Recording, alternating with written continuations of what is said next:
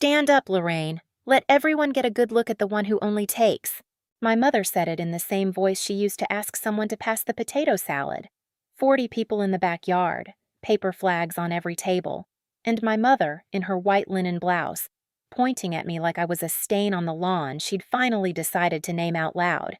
Then she turned to my sister and pulled out the head chair, the big one at the center of the long table, the seat she always called the seat for real family. Brynn slid into it and smiled at me over a plate of ribs. Nobody moved to stop it. Nobody ever did. I stood. I didn't argue. I didn't cry. I picked up the corner of my own paper plate so my hands had something to do. 6 weeks earlier, this house had quietly become mine. Not one person in that yard knew it yet.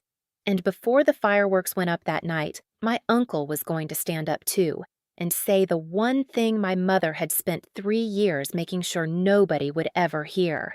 I'm Lorraine Hadley, 36, and I'm the granddaughter my grandfather trusted with everything he had.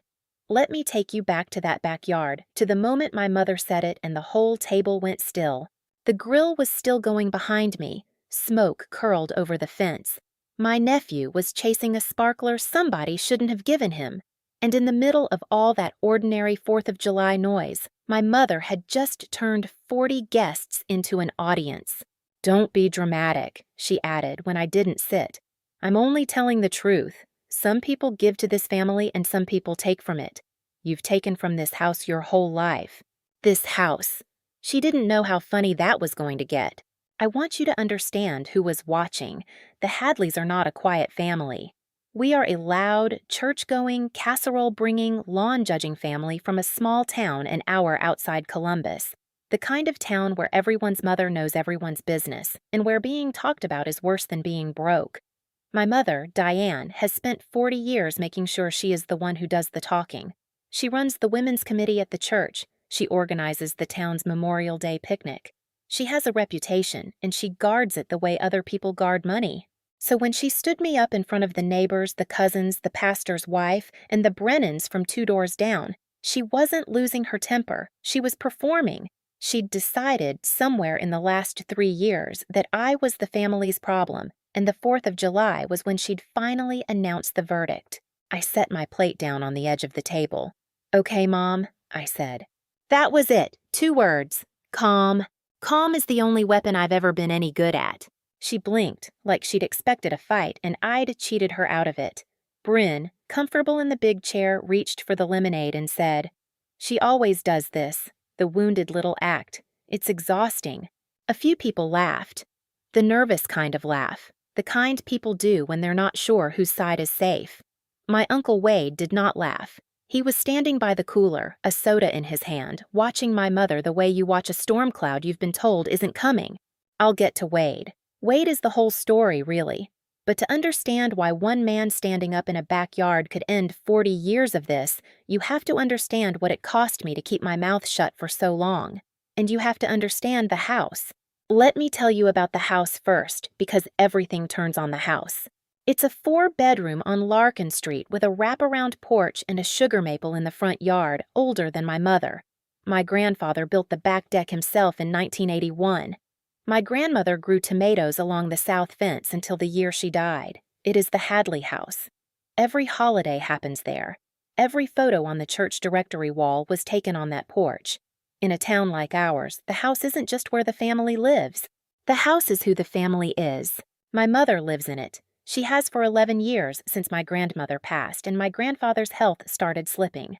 And for as long as she's lived in it, she has talked about it like a throne she was born to sit on.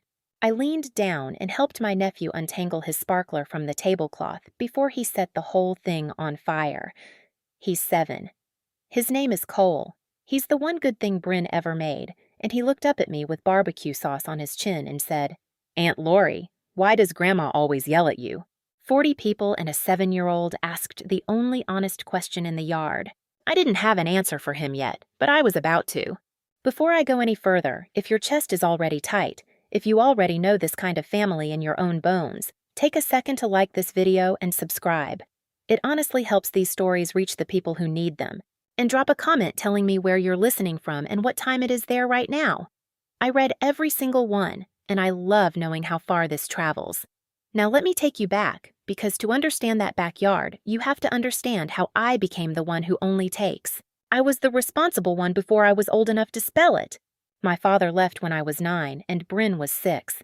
He didn't die. He didn't move far. He just stopped. Stopped calling, stopped paying, stopped being a fact in our lives. My mother never forgave the men in her life for that, and she found it easier to be angry at the daughter who looked like him. That was me.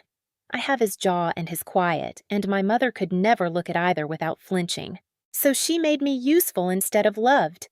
That's a quieter cruelty than people understand. She didn't hit me. She didn't starve me. She just decided early that I was the one who would carry things, and Brynn was the one who would be enjoyed. By 11, I was making dinner. By 13, I was filling out the forms my mother didn't have patience for. By 16, I had a job at the pharmacy and was handing her part of my check every Friday for groceries, while Brynn got dance lessons and a car at 17 and a wedding at 23 that nearly cleaned my grandfather out. I'm telling you this fast because that's how I lived it. Fast, with my head down, no time to feel sorry for myself. There was always another thing to carry. The person who saw me was my grandfather. Walter Hadley was a stubborn, fair, plain-spoken man who built 2 hardware stores from nothing and sold them both before the big chains could swallow him. He didn't say much, but he watched everything. And somewhere in all those years of family dinners, he watched my mother point at Brynn and ignore me, and he watched me clear the table alone, and he made up his mind about something he never said out loud until much later. When my grandmother died, I started driving over after work to check on him. Not because anyone asked, because somebody had to, and it was always going to be me. I'd make him a real dinner, not the canned soup my mother left him. I'd take his blood pressure. I'd sit on the back deck he built and let him tell me the same 3 stories about the hardware stores, and I'd laugh every time like it was new. My mother lived in the same house and barely sat with him. She was busy, the committee, the picnic, the reputation. He was a chore she'd inherited, and chores get done fast. "You're the only one of them who treats me like a person and not a will," he told me once. I thought he meant it kindly. I didn't understand for years that he meant it as a decision. He had a chair, a worn leather armchair he'd had since before I was born, the one he sat in to tell his hardware store stories, the one he'd dragged out to the deck on warm evenings. When I was small, he used to let me sit on the arm of it while he read me the funny pages. It was the only place in that whole family where I ever felt like I was exactly where I was supposed to be. Remember the chair. It's going to matter at the very end, more than the house, more than any of it. Here's the thing nobody knew. About 3 years before that 4th of July, my grandfather's mind started to slip at the edges, small things. He'd forget what day it was. He'd call me by my grandmother's name, and my mother saw, before any of us, what that meant. It meant the house was about to be decided. She moved fast. She told the family Grandpa wanted her to handle his affairs. She started answering his phone. She started telling people he was confused, fragile, not himself. And she started telling them, gently, sadly, that I had been taking advantage of an old man who couldn't think straight. That was the story she built. That's where the one who only takes was born. In her version, I drove over not out of love, but out of greed. In her version, I was circling. The day I realized what she was doing, I drove home and sat in my car for an hour and didn't go inside. It was a Sunday. I'd come to make Grandpa his dinner and found the locks changed. New deadbolt, brass, shiny.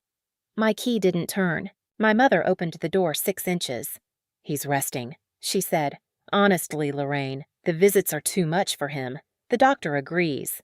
There was no doctor. I learned that later. "I just want to see him," I said. "You just want to see what's coming to you," she said, and shut the door. I stood on the porch my grandfather built with my key in my hand and understood, finally, that I had become a danger to her plan simply by being the one he loved. I tried twice more that week. The second time, she didn't even open the door. She spoke through it, and her voice carried the way she wanted it to, out across the porch where the neighbor watering her ferns could hear every word. "I've asked you to stop coming here, Lorraine. You're upsetting him. If you keep this up, I'll have to call someone." Call someone. As if I were a stranger. As if loving my grandfather were a thing the law could be summoned against. The neighbor with the ferns looked at me, then looked quickly away, and I knew exactly what story she'd tell at the next block party. Diane's troubled daughter, showing up, causing scenes. The third time, I parked across the street and I could see him through the front window. My grandfather. In his chair, a blanket over his knees, looking smaller than I'd ever seen him. He turned his head and I'll never be sure, but I think he saw me. I think he lifted one hand off the blanket, just a little, and then my mother's shape crossed the window and pulled the curtain, and that was the last time I saw him alive, through glass, from across a street, in front of the house that was already legally mine and that I wasn't allowed to enter. Until that locked door, I had told myself my mother was just hard, difficult, the kind of mother you survive and stop expecting things from. But a locked door is a strategy. A locked door has a goal. I drove home and I called the one person who would still pick up. If you've ever stood on the wrong side of a door in your own family's house, you already know the sound that deadbolt makes. Tell me in the comments, have you ever been locked out, literally or not, by the people who were supposed to keep the door open? I want to hear it. The person I called was Uncle Wade. Wade is my mother's younger brother, and for most of my life he was firmly on her side of every room. Not because he agreed with her, because it was easier. Wade is a calm, slow-talking man who fixed transmissions for 30 years and avoided conflict the way some men avoid doctors. When Diane talked, Wade nodded. That was the family arrangement. But Wade also loved his father, and Wade had started noticing things too. She changed the locks, I told him that night on the phone. She won't let me see him. There was a long silence. Then Wade said something that surprised me. I know. She told me you've been pressuring him about money. My stomach dropped. Wade, you know that's not— I know it's not, he said quietly. That's why I'm calling it strange. That was the first crack. The first time someone in my family looked at my mother's story and decided it didn't fit the woman they knew. Wade had spent 30 years nodding, but he'd also spent 30 years watching me drive over with groceries while his sister hosted bridge night. Let me think on it, he said, and he hung up. Wade thinking on it would take 3 years. My mother would not give him 3 quiet years to do it. Over the next stretch, she went to work on the rest of the family. She is very good at this. She doesn't accuse. She worries. She'd call my cousin and sigh and say she was so concerned about how Lorraine had changed, how money does things to people. She'd tell the pastor's wife that she just prayed Lorraine would find peace. She made me a tragedy she was bravely enduring, and people ate it up, because a mother grieving a difficult daughter is a much better story than a mother locking out the daughter who loved her father most. By the time my grandfather died, quietly, in his sleep, in the house I was no longer allowed to enter, half the family believed I was the villain. I wasn't even allowed to say goodbye. She called me at 6 a.m. He passed in the night, she said. It was peaceful. I'll let you know about the arrangements. Then, before I could speak, she added, And Lorraine, please don't make a scene at the service. People are watching this family. People were always watching. That was the only thing she truly cared about.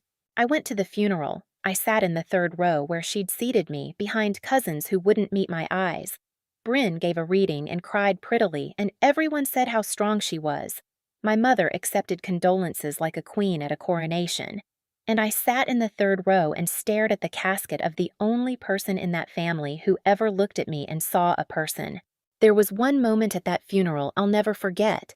After the service, in the church basement, over the casseroles and the bad coffee, I overheard my mother talking to a circle of women from her committee. She didn't know I was behind the urn of cut flowers, refilling the coffee, doing the thing I always did. It's such a relief he's at peace, she was saying. These last years were so hard. The way Lorraine pressured him at the end, I couldn't bear it. I had to change the locks just to protect him. A mother does what she has to do. The women nodded and clucked and touched her arm. Poor Diane. So strong, so burdened. I stood behind the flowers with a coffee carafe in my hand and listened to my mother turn the cruelest thing she'd ever done, locking a daughter out of her dying father's house, into proof of her own goodness. And the worst part wasn't the lie. The worst part was how well it worked. Every woman in that circle believed her. They'd have believed anything she said, because she said it with such sad, certain warmth. That was the day I understood I was never going to outtalk her. She'd been building this reputation for 40 years. I could stand in the middle of that church basement and scream the truth, and they'd just feel sorrier for the brave mother whose daughter had finally cracked. So I set the carafe down and I went home. I thought that was the end of it. I thought she'd won the whole thing, the house, the story, the family, and that I'd spend the rest of my life as the cautionary tale Diane Hadley told at church. I was wrong about that, but I didn't know why I was wrong yet. The reason was sitting in a drawer in a lawyer's office downtown, and it had my name on it. After the funeral, I expected the will to be read in the usual way. The family gathered, the lawyer reading, my mother's hand already on the doorknob of the house she considered hers. That's not what happened. What happened was a letter. It came to my apartment 2 weeks after the service. Heavy envelope, a law firm's name in the corner, addressed to me alone. My hands actually shook opening it, the way you shake when something arrives that might change everything and you've trained yourself for years not to hope. It was from Halloran and Pierce, attorneys, and it asked me to come in for a private meeting regarding the estate of Walter Hadley. Just me. Not the family. Me. I almost didn't go. I genuinely almost didn't. After 3 years of being told I was the one who only takes, the idea of walking into a lawyer's office about my grandfather's money felt like proving her right. I sat with that letter for 2 days. Then I went because my grandfather had asked me to in his own way, and I owed him that. The lawyer was a calm older man named Tom Pierce who'd known my grandfather for 20 years. He sat me down, poured me water, and said, "Your grandfather came to see me about 4 years ago, before any of the confusion started. He was sharp as a tack. He knew exactly what he wanted, and he was very firm that you specifically were to be told privately, away from your mother." I didn't say anything. I was afraid if I opened my mouth I'd cry. "Lorraine," he said, "your grandfather left you the house on Larkin Street, outright. The title transfers to you. It was his to give, free and clear, and he gave it to you." The room got very quiet and very loud at the same time. "My mother lives there," I finally said. "Your mother lives there at your discretion now," Tom said gently. Walter was specific. He said, and I wrote it down, "Lorraine is the one who showed up. Let the one who showed up have the house." I sat in that chair and I understood 3 years too late what my grandfather had been trying to tell me when he called me the only one who treated him like a person and not a will. He'd already decided. He'd decided before she ever changed the locks. Pause here for a second. What do you think I should have done with that? Walked in and announced it, or held it? Tell me your guess in the comments before I tell you what I actually chose. Most people get it wrong. What I chose was to wait. I know that sounds strange. I had it. The house was mine, legally, on paper, signed by my grandfather while he was sharp as a tack and witnessed by Tom Pierce and his partner. I could have walked into that backyard the next Sunday and ended my mother's whole life in one sentence. I didn't for 2 reasons. The first reason was Cole. My nephew lived in that house with Brynn after her divorce. A 7-year-old doesn't understand titles and estates. He understands whether he has a bedroom. I was not going to be the woman who threw a child onto the street to win an argument, no matter how much the argument deserved winning. The second reason was harder to admit. I didn't want the house to be the thing. I didn't want to win on paper. Paper had never protected me from my mother. She'd locked me out with a legal deadbolt and turned the whole town against me with nothing but sighs. If I walked in waving a title, she'd just build a new story. Lorraine the schemer, Lorraine who manipulated a dying man, Lorraine who only ever takes, and half the family would believe it because they already wanted to. I didn't need to own the house. I already owned the house. What I'd never had, not once in 36 years, was a single person in that family standing up in a room and saying out loud that I was good. The house was leverage, but leverage isn't the same as being seen. So I waited. I let my mother keep living in my house, paying nothing, telling everyone how generously she'd inherited it. I let her think she'd won. I went to the occasional family dinner and absorbed the cold shoulders. I drove home alone. And I told exactly one person the truth. I told Wade. I called him a month after the lawyer's office and asked him to meet me at a diner where my mother would never go. I slid the copy of the title across the table and watched my uncle read it twice. He set it down. He took off his reading glasses. And Wade, who had spent 30 years nodding at his sister, looked at me with something I'd never seen on a Hadley face pointed at me. He looked ashamed. "All this time," he said. "All this time she's been telling everybody you were after his money, and he'd already given you the house. Because you're the one who showed up." "Don't tell her," I said. "Please, not yet." "Why not?" He was angry now, but not at me. "Lorraine, she locked you out. She wouldn't let you say goodbye. People in this family genuinely think you're a snake. You've got the one thing that proves all of it backwards, and you want to just sit on it? Because if I say it, she'll twist it," I said. "She always twists it. It has to come from someone she can't call a liar. It has to come from someone who was on her side." Wade went very still. He understood what I was asking before I finished asking it. "You want it to come from me," he said. I didn't beg. I just looked at him. "Only if you decide it should. I'm not going to make you do anything. You've got 30 years of peace with her to protect. I get it." Wade sat with that for a long moment. Then he said the sentence that ended up changing everything. "I'm tired of the peace," he said. "It was never peace. It was just me being quiet." We didn't make a plan that night. That's important. People always think these things are plotted out, schemed, timed. It wasn't. I just told my uncle the truth, and I left it in his hands, and I went home not knowing if he'd ever do anything with it at all. But Wade did something I didn't ask him to do. Wade started looking. He didn't tell me at first. I found out in pieces over the following months, the way you find out anything real about a family. Sideways, by accident, too late to stop it. Wade had spent 30 years not asking questions, and now that he'd started, he couldn't seem to stop. He went to see Tom Pierce himself, not because he doubted me, because he wanted to be able to say, in front of anyone, that he'd seen the signature with his own eyes and heard the lawyer's account with his own ears. Tom told him the same thing he'd told me, word for word. Sharp as a tack, years before the confusion. He said, "Let the one who showed up have the house."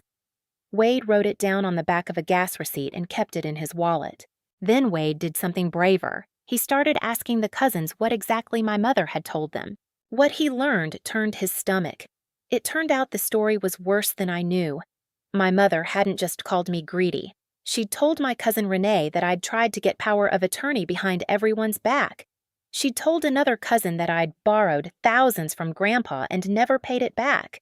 She'd told the pastor that she was afraid of me, afraid of her own daughter, and asked him to pray for the family's safety. None of it was true.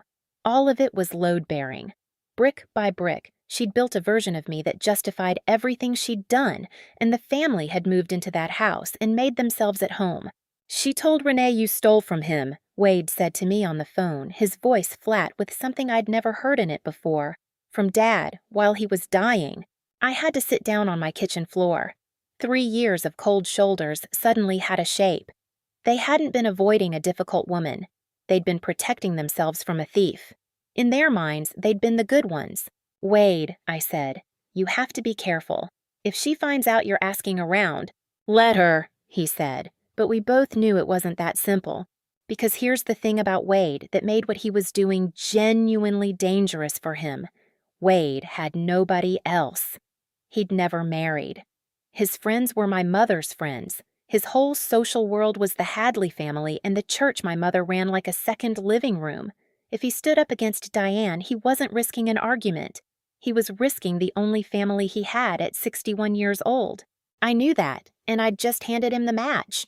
For weeks after that call, I almost told him to drop it. I drafted the text a dozen times. "Let it go, Wade. It's not worth what it'll cost you." I never sent it, and I've thought a lot about why. I think it was because, for the first time in my life, someone was willing to lose something for my sake. And after 36 years of being the one who only gave, I didn't know how to refuse it. I just let him keep going, and I hated myself a little for it. Then Wade got quieter at family events, which my mother read as approval and I read as a man deciding something slowly. I almost convinced myself he'd let it go. In the middle of all that quiet, my mother tried something new. She tried to make peace with me, on her terms, which meant a trap. She called and invited me to lunch, just the two of us. She used a voice I hadn't heard since I was small, the warm one, the one that used to make me think if I just got everything right, she might finally turn it toward me and keep it there. We met at a tea room she liked because the church women liked it. She ordered for both of us without asking, and then, over little sandwiches with the crusts cut off, my mother made her play. "I've been thinking," she said, "that you and I have let things get too cold. I'd like to put it behind us. Family is family." For one stupid second, the 9-year-old in me sat up. Then she kept talking. "Of course," she said, dabbing her mouth. "For that to work, you'd need to do your part. There's been some talk in the family about Dad's estate. People are confused. It would help so much if you'd just tell everyone clearly that you never expected anything from him and you're at peace with however he left things. Put it to rest. For the family." There it was. She didn't want peace. She wanted me to stand up in front of everyone and say I had no claim, to publicly bury the very thing she didn't know I was holding. She was trying to get me to seal my own tomb and call it healing. "And if I do that," I said slowly, "we're family again."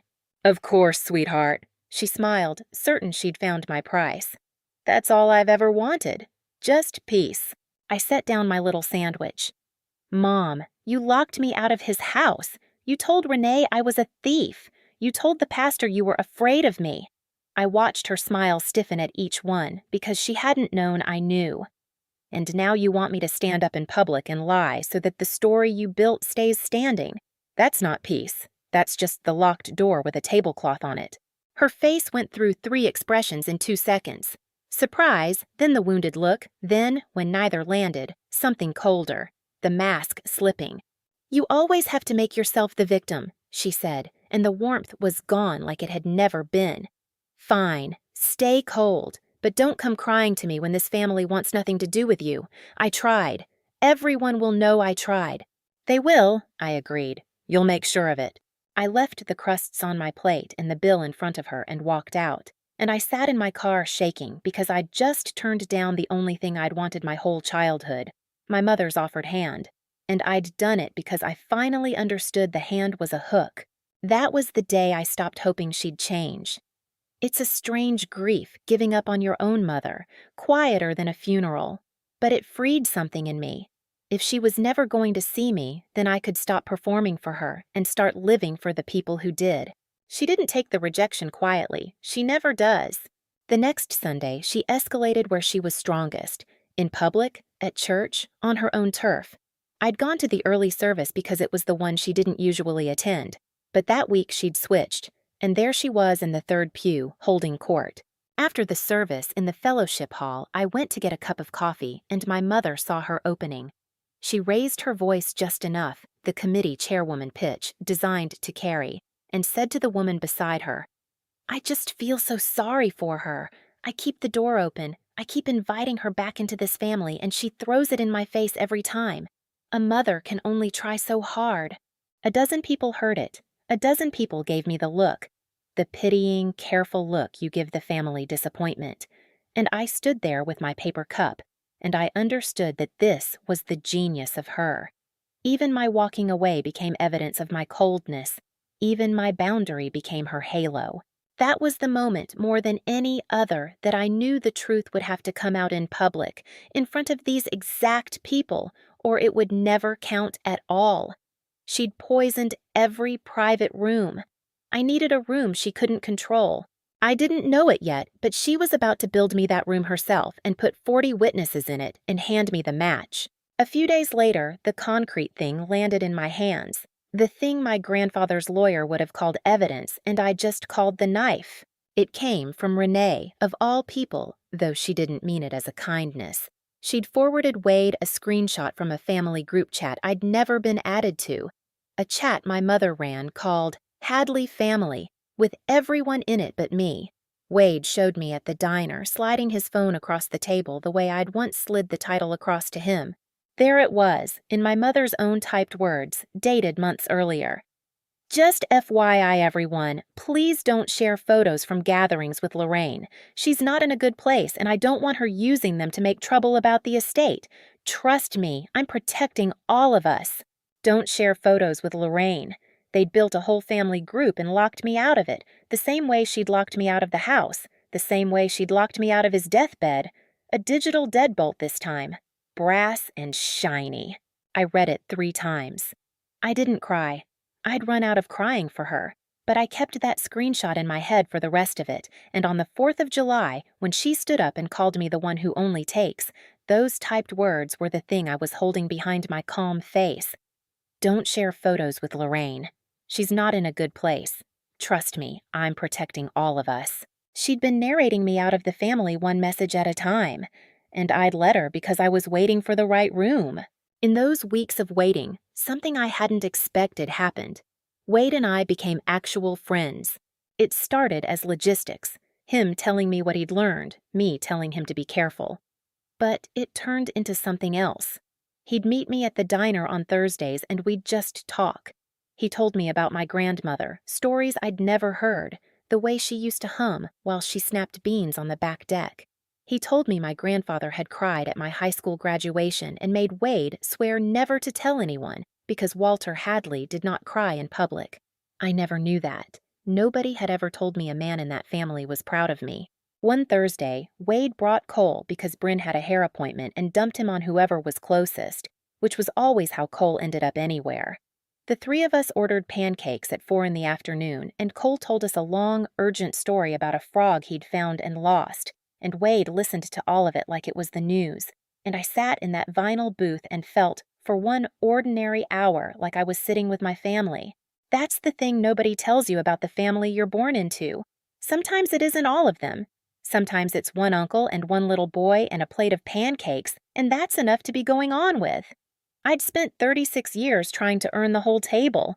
It turned out I only ever needed 2 chairs at it. "You know she's going to come at you eventually," Wade said quietly after Cole had gone to spin on the counter stools. "Diane doesn't let things sit. The longer you're quiet, the more she'll have to make a move to control the story." "I know," I said. "I'm counting on it." Wade looked at me. "You want her to." "I want her to do it in front of everyone," I said. "On her own, where she can't say I forced it. She's never once been wrong in private, so I'll wait until she's wrong in public." Wade nodded slowly, and something settled between us, an agreement we never quite spelled out. He'd be ready. I'd be patient, and whatever room she built, we'd be standing in it together. Then the 4th of July invitation went out, and my mother made a mistake. The invitation was a group text to the whole family, and at the bottom she'd written in her bright committee chairwoman voice, "And let's please keep this one drama-free. We all know certain people make every gathering about themselves. This is a day for real family." Real family in writing to 40 people. My phone buzzed 20 minutes later. It was Wade. His text said one line, "You coming to the cookout?" I wrote back, "I always come." He wrote, "Good, come." That was all. But I knew my uncle, and I understood that the quiet man had finally finished deciding. Except 3 days before the 4th, it almost fell apart. My mother found out Wade had been to see the lawyer. I still don't know exactly how. A small town leaks. Maybe Tom's secretary mentioned it at the grocery store. Maybe a cousin let it slip. However it happened, my mother put the pieces together. Wade asking questions. Wade going downtown. Wade getting quiet. And she did what she always does when she feels the story slipping. She struck first. She called Wade and she went for the softest place he had. I know how the call went because Wade told me afterward, sitting in his truck in my apartment lot, looking older than I'd ever seen him. She didn't yell. That's not her weapon with Wade. She cried. She said she couldn't believe I'd turn on her after everything, he told me. After she'd been the only one to stand by me my whole life. She said when our mother died, she was the one who held the family together, and now her own brother was conspiring with the daughter who'd robbed their father. He rubbed his face. She said if I did this, if I said anything at that cookout, she'd never speak to me again, and neither would anybody else. She'd make sure of it. "Wade," I said. "She said I'd die alone, Lorraine." His voice cracked on it. "And the thing is, she's right that she could do it. She runs that church. She runs the whole family. If she points everybody at me the way she pointed them at you." He didn't finish. He didn't have to. I'd lived inside that exact sentence for 3 years. And here's where I almost lost everything because I did the thing I always do. I tried to make it easier for him by making myself smaller. Then don't, I said. Wade, don't do it. It's not worth your whole life. I've survived this long. I can keep surviving. Let it go. He looked at me for a long moment. You really mean that, he said. You'd really let her keep winning forever, just so I don't have to be uncomfortable. You'd be more than uncomfortable. You'd be alone. So would you, he said. You've been alone in this family your whole life. The difference is nobody ever gave you the choice. Somebody's giving me a choice, and you want me to choose the way everybody always chose against you. He shook his head slowly. I can't do that. I did it for 30 years, and it made me a coward. I'm not doing it again on the one day it actually counts. I sat in his truck and I cried, finally, the way I hadn't let myself cry at the funeral or the locked door or any of it, because for the first time in my life, somebody had looked at the easy way out I was handing them and refused it on my behalf. Okay, I said, okay. Okay, Wade said, I'll see you at the cookout. But I drove home that night genuinely not knowing if he'd hold. My mother had 3 days to work on him. 3 days of phone calls, of tears, of the whole family's weight. I'd watched her break stronger resolves than my uncle's. I lay awake that night, certain that when I walked into that yard, Wade would give me the same small apologetic nod everyone always gave me and stay in his seat. I want to know what you'd have felt, lying awake like that. Hope? Dread? Both? Because I felt both, and I almost didn't go at all. Stay with me, because this is where the backyard begins. I drove to the house on Larkin Street on the 4th of July with a tray of deviled eggs on the passenger seat, because even on the day my family planned to humiliate me, I was still the one who brought food. The yard was already full when I got there, folding tables in 2 long rows. American flags stuck in the potato salad, a cooler of pop for the kids, and a cooler of beer for the men. My mother had outdone herself, bunting on the porch rail, a banner that said, Land of the Free. Her good outdoor dishes set out like it was a wedding. She saw me come around the side gate, and her face did the thing it always did, a flicker of distaste smoothed instantly into a hostess smile for the benefit of the neighbors. Lorraine made it, she announced, in the voice that meant of course she did. Set those down on the end table, sweetheart. Way down at the end. The end of the table, where the help sits. I set the eggs down at the end. I want to describe the seating because it mattered. The long table had one big chair at the head. My grandfather's chair, the worn leather armchair, dragged out to the yard. The one I used to sit on the arm of while he read me the funny pages. Seeing it out there hit me harder than I expected. It was the seat of honor, and it had been empty since he died. Nobody sat in it. Out of respect, I'd assumed. I was wrong about why it was empty. It was empty because my mother was saving it, not for him, not for his memory, but as a prop, a throne to crown Brynn with at exactly the right moment, in front of exactly the right witnesses. Wade was there, by the cooler in a clean shirt, watching everything. He gave me one short nod and then looked away, and my heart started going. Brynn arrived fashionably late with Cole, made her rounds, kissed the right cheeks. She wore a red sundress and the put-upon expression of a woman everyone agreed had been through so much. My mother fussed over her. Cole ran straight to me because 7-year-olds know who actually plays with them, and I got him a hot dog and cut it up the way he likes. We ate. The afternoon wore on. It was almost normal, almost a family, and for about an hour I let myself relax. Twice during that hour I caught my mother glancing at Wade, checking him, the way you check a fence you're not sure will hold, and twice I watched Wade meet her eyes and look away, not the surrender look, not the apologetic nod, but something flatter, patient. I didn't know yet whether it meant he'd hold or fold, and the not knowing sat in my stomach like a stone all through the burgers. At one point, Brynn cornered me by the cooler. She'd had 2 glasses of the boxed wine, and she wanted to talk, the way she does when she's bored and there's an audience. You know Mom's right about you, she said, not even unkindly, conversationally. You make everything so heavy. We're just trying to have a nice day. I brought deviled eggs, Brynn, I said. I'm having a fine day. See, that tone. She rolled her eyes. Grandpa always babied you. It's why you can't take a joke. She drifted off toward the ribs, and I stood there holding a paper plate, thinking that she genuinely believed it. She believed the joke was the cruelty, and my hurt was the rudeness. That's the thing about being raised inside a story. You can't see the walls. Then my mother tapped a spoon against her glass. Before the fireworks, she said, standing, I just want to say a few words about family. The yard quieted. 40 faces turned. This was her element, and she glowed in it. This house, she said, gesturing at the porch behind her, has been in the Hadley family for 3 generations. My father built that deck with his own hands, and he left it to me because he trusted me to keep this family together. I went very still. He left it to me. She said it like a fact. She believed it like a fact. She had no idea what was sitting in a drawer at Halloran and Pierce. Wade, by the cooler, set down his soda.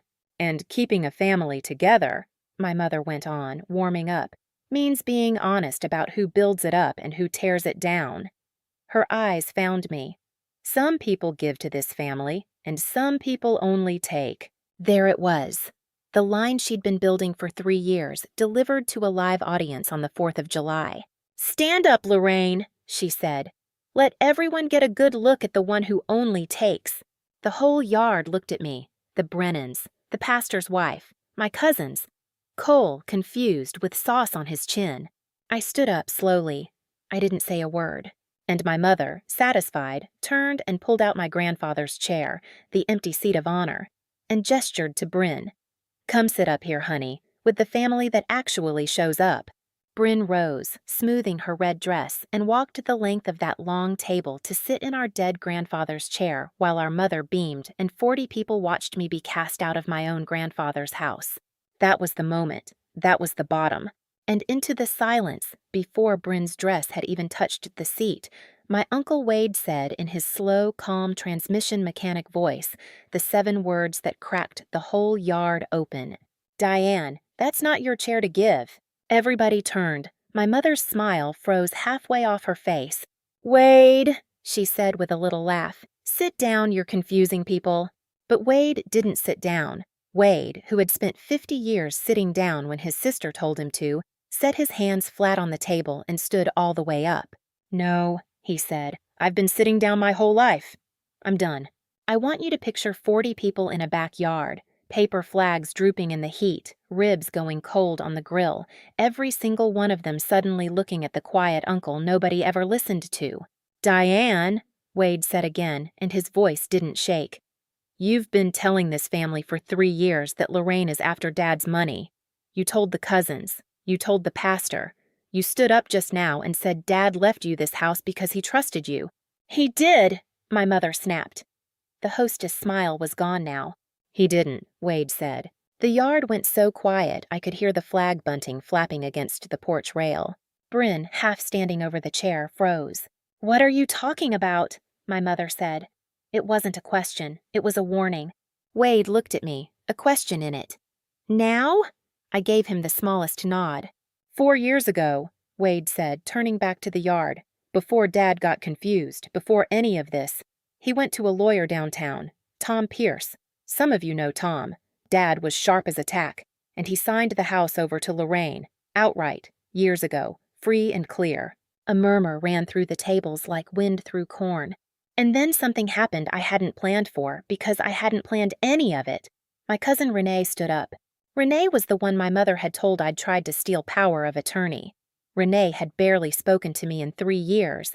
She stood up at the far end of the table with her napkin still in her hand, and she looked at my mother and she said, Diane, you told me Lorraine stole money from Grandpa. You told me she was after the house. Renee, sit down. You told me she tried to get power of attorney, Renee said louder. You called me crying about it, and it wasn't true. None of it was true.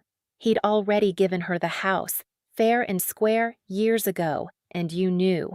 Her voice was shaking now. You knew the whole time, and you let me believe my own cousin was a thief. That was the first witness turning. 1. That's a lie, my mother said, but her voice had gone thin. It's not, Wade said. I've seen the paper, Diane. I've seen Dad's signature and Tom's stamp on it. The house has belonged to Lorraine the whole time. Every 4th of July you've hosted in it. Every dinner you've thrown saying it was yours. It's been hers, and she let you stay. She let you live here for free and run her down at the same time, and she never said a word. 40 people turned, slowly, to look at me. I was still standing where my mother had told me to stand, the one who only takes. This is the part where, in the version my mother would have told, I'd have screamed, pointed, demanded the house back, made the scene she'd been warning everyone I'd make. I didn't. If you've ever waited years for one person to stand up for you, you know the only thing I felt in that moment wasn't triumph. It was something quieter, and I'll tell you what it was at the very end. But first, let me tell you what my mother did when the story she'd built for 3 years fell apart in front of her whole congregation. She turned on Wade first because Wade was closest and Wade had betrayed her. "You don't know what you're talking about," she said, and now the volume came up. "You've always been weak, Wade. You've always let people walk on you. Dad was confused. That so-called signature was from 4 years ago," Wade said. "Before he was confused. Tom Pierce will tell anybody who asks. He's at his cabin this week. Call him Monday." My mother's eyes flicked around the yard, doing the math, watching the faces of the people whose opinion was the only currency she'd ever valued. The Brynnons, the pastor's wife, the cousins. She could see it draining out of her in real time. The story, the sympathy, the role of the brave mother enduring a difficult daughter. And the second witness turned. The pastor's wife, a soft, careful woman named Helen who had spent years absorbing my mother's confidences, set down her fork and said quietly, so everyone leaned in to hear it, "Diane, you asked my husband to pray for the family's safety. You said you were afraid of Lorraine." She looked over at me, standing there in the heat, the most harmless person in that yard. "Afraid of her? I sat in your kitchen and prayed with you about it." The silence after that was a different kind of silence. "Helen, you don't understand," my mother started. "I think I'm starting to," Helen said, and she didn't say anything else. She didn't have to, too. So my mother changed targets. She turned to me. "You did this," she said. "You manipulated a sick old man. You waited until his mind was going and you got him to—" "He signed it 4 years ago, Mom," I said. Calm. Just the facts. "You said so yourself 2 minutes ago, that he was sharp as a tack when he made his decisions. You can't have it both ways. Either he knew what he was doing, or he didn't. Pick one." She had no answer for that. She'd trapped herself with her own speech. "I never wanted the house," I went on, and the yard was dead silent now, every fork down. "I've known for 3 years it was mine. I never said a word. You changed the locks on me. You wouldn't let me say goodbye to him. You told this whole town I was a snake, and I let you keep living in my house anyway because Cole lives here and because I didn't want to be what you said I was." Brynn finally found her voice. She was still standing over the chair she never got to sit in. "This is insane," she said. "You expect us to believe you've just been sitting on this out of the goodness of your heart? Nobody's that good, Lorraine. What's your angle?" There it was. The second villain, exactly on cue. Because Brynn couldn't imagine doing a generous thing without an angle, she couldn't believe anyone else could either. "My angle," I said slowly, "was that I wanted one person in this family to look at me and know I was telling the truth. Just one. I didn't get the house to use it. I got it because Grandpa knew which one of us showed up. He told the lawyer, 'Let the one who showed up have the house.' That's the whole angle, Brynn. He saw me. That's all I ever wanted out of any of this. To be seen by somebody." That was when my mother lost it, not the pretty tears. The real thing, the thing underneath the 40 years of performance. "He was mine," she said, and her voice cracked open ugly. "He was my father. I lived in that house. I took care of him." "You changed his locks," Wade said. "I held this family together." She was standing now, both hands on the table, and the hostess was gone completely. "I gave up my whole life for all of you, and he gives the house to her? To the one who looks just like the man who left me, after everything I did?" And there it was. The motive she'd hidden under 3 years of stories. It was never about the money, not really. It was that her father had looked at both his granddaughters and chosen the one who reminded her of her own abandonment. He'd reached past her, the daughter who'd stayed, and handed everything to the daughter she'd never been able to love because of whose face she wore. The house was just where she put the wound. I almost felt sorry for her. Almost. For one breath, I saw the woman underneath. A girl whose own husband had walked out, who'd decided the only safe thing was control, who'd spent a lifetime making sure she was never the one left again. I understood her. Understanding her didn't undo a single thing she'd done. "You're right that he reached past you," I said quietly. "But he didn't do it to hurt you, Mom. He did it because you taught me how to disappear, and he was the only one who ever looked for me anyway. You could have looked too. The door was never locked from my side." And that's when Cole, my 7-year-old nephew with barbecue sauce still on his chin, said the thing that broke the yard wide open. "I see you, Aunt Lori," he said. "You always cut my hot dog right." A few people laughed, but it was the wet, helpless laugh of grown adults who've just been gut-punched by a child telling the truth. The pastor's wife had her hand over her mouth. One of my cousins was crying. My mother saw it happening. She saw the whole room turn, the way she'd turned rooms against me my whole life, except now it was turning toward me, and she did the only thing she'd ever known how to do when she lost control. She made it about her. "After everything I've sacrificed for this family," she said, and the tears came, the fast manufactured ones I'd watched her summon 100 times. "I raised 2 girls alone. I kept this family together, and this is what I get? Humiliated at my own party?" "It's not your party, Diane," Wade said quietly. "It's not your house. That's kind of the whole point." And then the third witness turned, and it was the one that broke her, because it was the one she'd built everything on. It was Brynn. Not on my side, let me be clear. Brynn didn't have a change of heart. Brynn had a survival instinct. She looked around that yard, at the faces turning, at the story collapsing, and she did the math my mother had taught her. Who's winning, and how do I stand near them?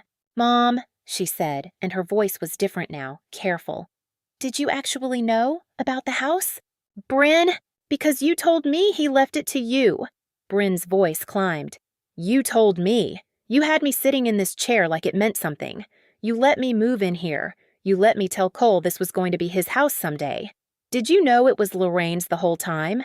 My mother looked at her favorite daughter, the golden one, the one she'd never once asked to carry anything, and for the first time, Brynn was looking at her the way the rest of them were, like she was something that had been switched out for a fake. My mother didn't answer. The not answering was the answer. 3. Nobody clapped. I want to be honest about that, because the videos always end with applause, and this didn't. What happened was quieter and worse for her. People just started, very gently, looking away, gathering their kids. The Brennans murmured something about getting home before traffic. The pastor's wife came over and squeezed my hand and said, "Your grandfather was a good man, and he was right about you." And then she left too. The reputation my mother had spent 40 years building, the committee, the picnic, the brave mother story, emptied out of that backyard one polite goodbye at a time. That was the asymmetry of it. She'd fought with shame and gossip and stories. I'd never thrown a single one back. The truth, said out loud by the one man she couldn't call a liar, did all of it. If you've ever had to wait for the truth to do the work your anger wanted to do, if you've ever chosen to stay quiet and let it land on its own, tell me below. Did it cost you what it cost me? I want to know I'm not the only one who chose it. Here's what happened after the yard emptied out. I didn't take the house from her that night. I want to be clear about that because it would have been easy, and it would have felt good, and it would have made me exactly what she'd always called me. Instead, I sat down with her at the long table after almost everyone was gone. Just me, Wade, and Cole asleep in Brynn's car, and I told her how it was going to be. "The house is mine," I said. "It always was. You can stay, but you stay as my guest, not as the queen of it. You'll pay something reasonable toward the upkeep because you can afford it, and Grandpa's money shouldn't all go to bunting and committee luncheons, and you will never again stand up in this yard and tell anyone what real family means. You lost the right to define that word tonight." She stared at me. For 1 second, one real second, the performance dropped and I saw something underneath it. Not love. I don't think she has that for me, but fear. The fear of a woman who'd just watched her whole identity walk out a side gate. "Why would you let me stay at all?" she said, and for once it was a real question. "Because Grandpa let you stay in his heart even when you didn't earn it," I said. "And because I'd rather be the one who shows up than the one who locks the door. He taught me which one of those is worth being. You never learned it. I'm sorry about that. I really am." She didn't apologize. I didn't expect her to. People like my mother almost never do. The script just stops, and they sit there, and you realize the apology was never coming, and you're going to have to heal without it. She got up after a while and went inside the house that was mine and shut the door that was mine, and I sat on my grandfather's deck with my uncle.